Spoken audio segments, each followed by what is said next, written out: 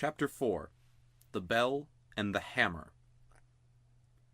There was no doubt about the magic this time.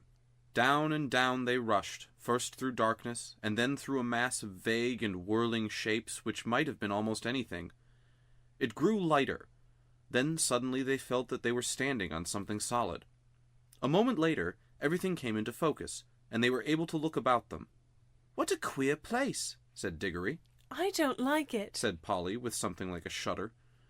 What they noticed first was the light.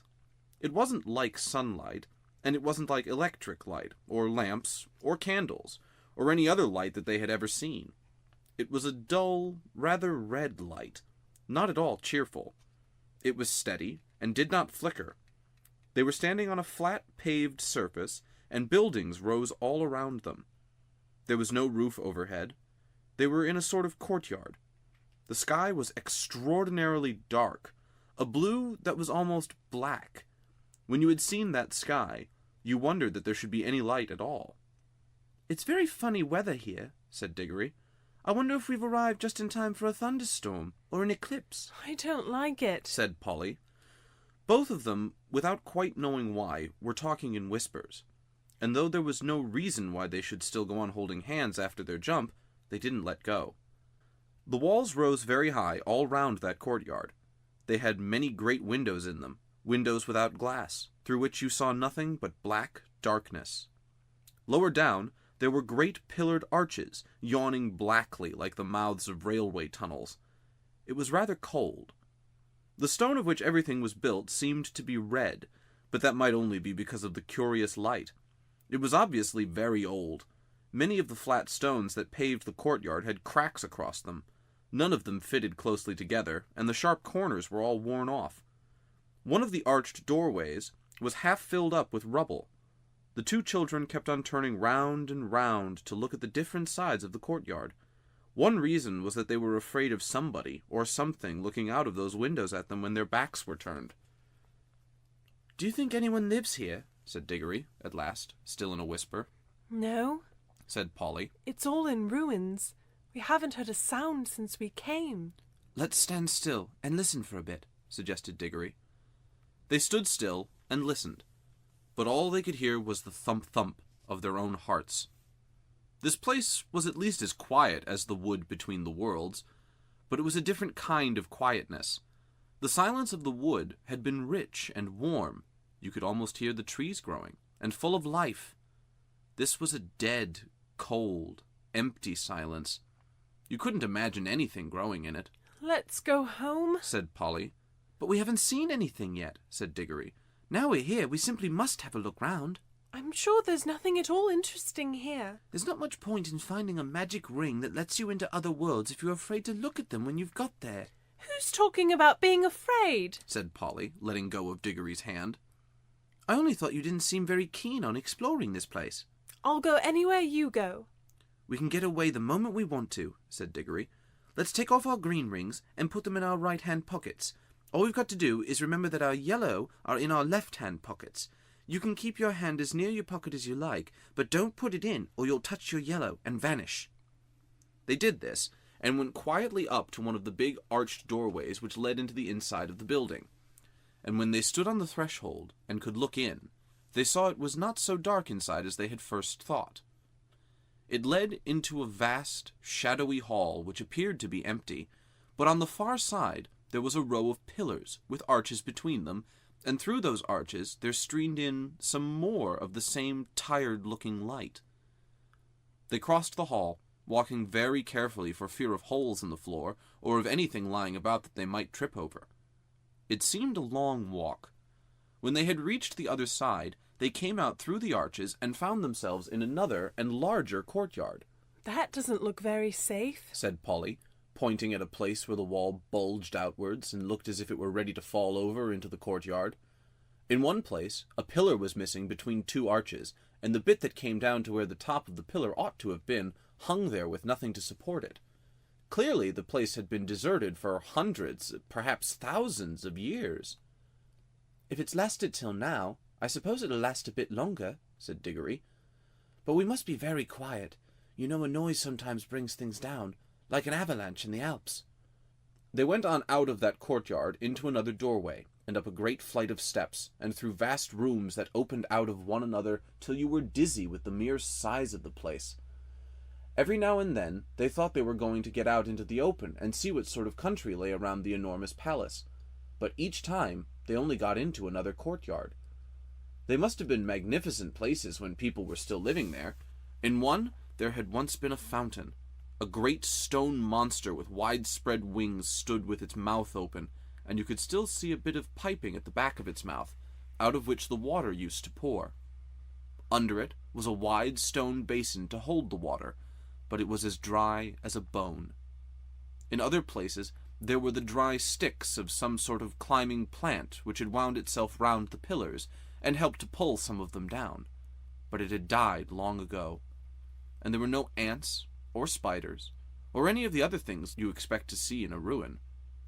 And where the dry earth showed between the broken flagstones, there was no grass or moss.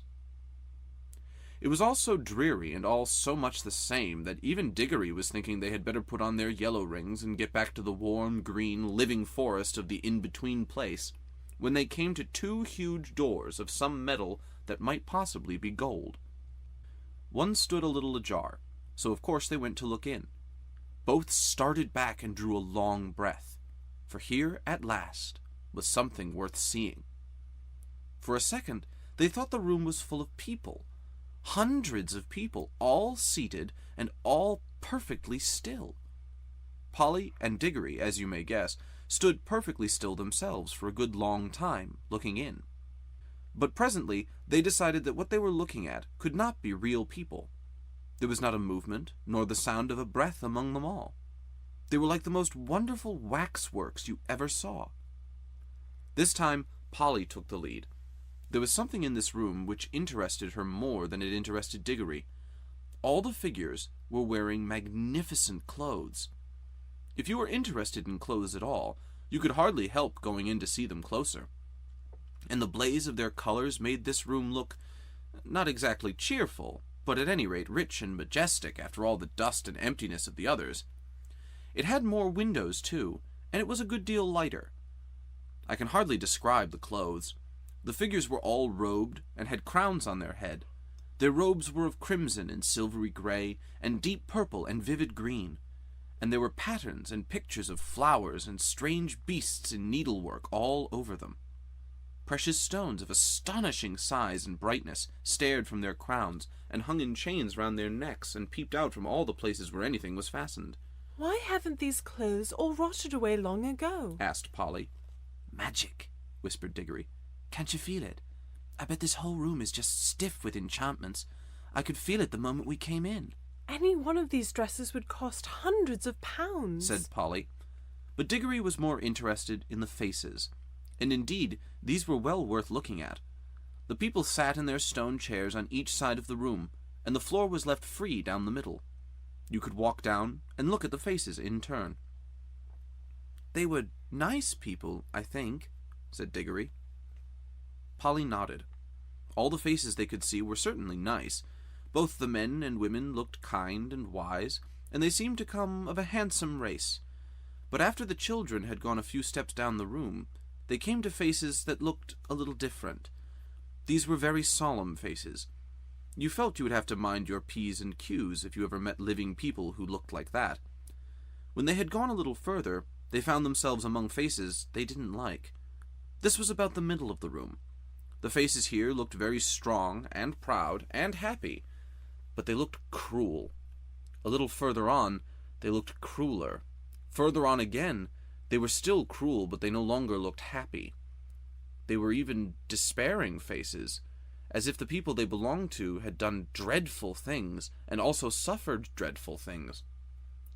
The last figure of all was the most interesting. A woman, even more richly dressed than the others, very tall, but every figure in that room was taller than the people of our world, with a look of such fierceness and pride that it took your breath away. Yet she was beautiful, too. Years afterward, when he was an old man, Digory said he had never in all his life known a woman so beautiful. It is only fair to add that Polly always said she couldn't see anything specially beautiful about her. This woman, as I said, was the last, but there were plenty of empty chairs beyond her, as if the room had been intended for a much larger collection of images. "I do wish to know the story that's behind all this," said Digory. "Let's go back and look at that table sort of thing in the middle of the room."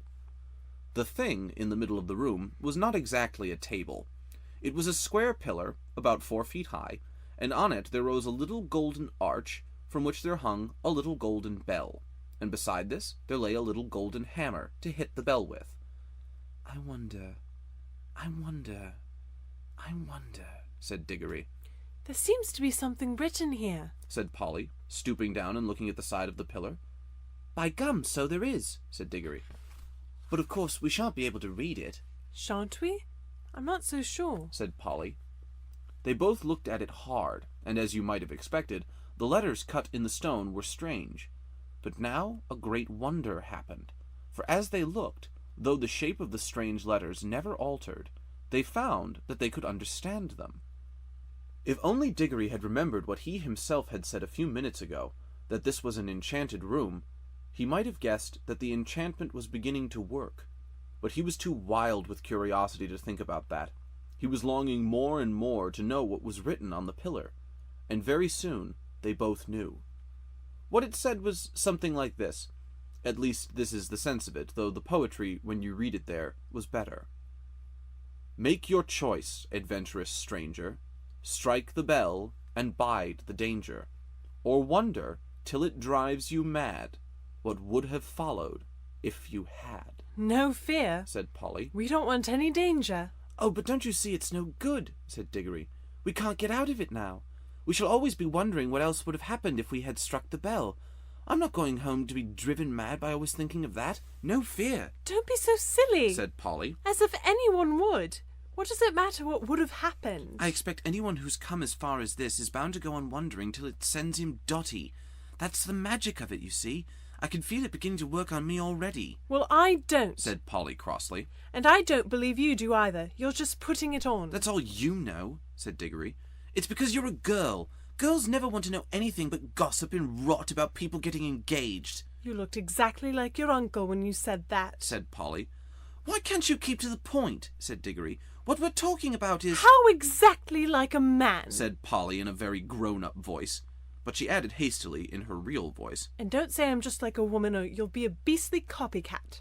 I should never dream of calling a kid like you a woman, said Digory loftily. Oh, I'm a kid, am I? said Polly, who was now in a real rage. Well, you needn't be bothered by having a kid with you any longer then. I'm off. I've had enough of this place, and I've had enough of you too, you beastly, stuck-up, obstinate pig. None of that, said Digory in a voice even nastier than he meant it to be, for he saw Polly's hand moving to her pocket to get hold of her yellow ring. I can't excuse what he did next, except by saying that he was very sorry for it afterward, and so were a good many other people. Before Polly's hand reached her pocket, he grabbed her wrist, leaning across her with his back against her chest. Then, keeping her other arm out of the way with his other elbow, he leaned forward, picked up the hammer, and struck the golden bell a light, smart tap. Then he let her go, and they fell apart, staring at each other and breathing hard. Polly was just beginning to cry, not with fear, and not even because he had hurt her wrist quite badly, but with furious anger. Within 2 seconds, however, they had something to think about that drove their own quarrels quite out of their minds. As soon as the bell was struck, it gave out a note, a sweet note, such as you might have expected, and not very loud.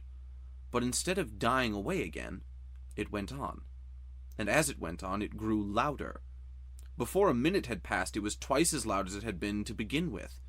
It was soon so loud that if the children had tried to speak, but they weren't thinking of speaking now, they were just standing with their mouths open, they would not have heard one another. Very soon it was so loud that they could not have heard one another even by shouting, and still it grew, all on one note, a continuous sweet sound, though the sweetness had something horrible about it, till all the air in that great room was throbbing with it, and they could feel the stone floor trembling under their feet. Then, at last, it began to be mixed with another sound, a vague, disastrous noise which sounded first like the roar of a distant train, and then like the crash of a falling tree. they heard something like great weights falling. Finally, with a sudden rush and thunder, and a shake that nearly flung them off their feet, about a quarter of the roof at one end of the room fell in. Great blocks of masonry fell all round them, and the walls rocked. The noise of the bell stopped. The clouds of dust cleared away. Everything became quiet again. It was never found out whether the fall of the roof was due to magic, or whether that unbearably loud sound from the bell just happened to strike the note which was more than those crumbling walls could stand. There! I hope you're satisfied now, panted Polly. Well, it's all over anyway, said Digory, and both thought it was. But they had never been more mistaken in their lives.